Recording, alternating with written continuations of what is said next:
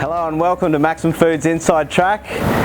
Spring is upon us, the jacarandas are out, brought to you on the top deck of Maxim HQ. Hope you're all doing well.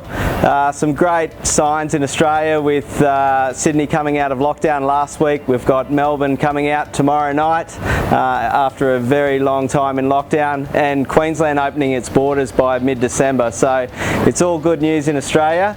Let's have a look at the dairy industry. So full cream milk powder was up on last night's GDT. The pricing still remains firm. The big question prior to GDT was whether China were going to come back in with participation, and they did just that. So they were back up to about 50% participation. Southeast Asia were the same. So it looks as though pricing will remain firm now in the short to medium term. Supply is also down on the New Zealand milk side, and Australia's off to a slower start to the season with milk. So supply down, demand still strong, so pricing will remain firm. Moving across to skim milk powder now. Skim milk powder, as we've mentioned over the last few inside tracks, remains very firm. It's been sort of the leading commodity out of the dairy commodities over the last 6 to 9 months.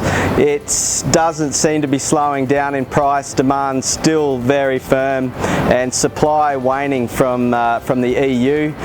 There is stock of non-fat or skim milk powder in the US, but due to freight difficulties, it is very hard to get exports out of the US at the moment. So for the next short to medium term, we'll see really strong pricing in skim. Having a look at butterfat now. Much like skim milk powder, the same sort of dynamics. So there's strong demand out of Southeast Asia and China for oceanic product. The EU, because they're low on butter production and low on skim, is driving the price up as well. So in summary, EU butter has increased about 10 to 15% over the last month. US butter is still good value, however hard to obtain through freight difficulties, and oceanic butter is on the rise, up 5% last night on the GDT, and will continue to remain firm in the short term. Having a look at cheese now. So in the US, domestic demand for US cheddar is quite steady. However, they are getting some good activity on the export market. In Australia and New Zealand, it seems quite finely balanced, pricing relatively steady.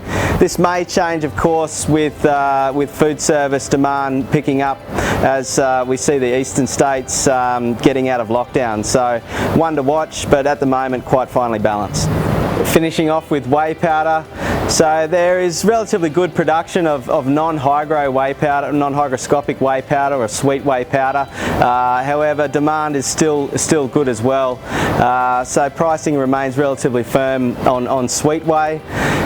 With the proteins, as we've discussed prior to, so in that clinical and medical industry, it's in hot demand, especially higher proteins, WPI 97%, WPI 90s. So that is basically swallowing up all that supply and not leaving much else on the market. So doesn't look to be slowing up at all. So I think for the next 6 to 9 months, we're going to see some record pricing on proteins without any real signs of it slowing down.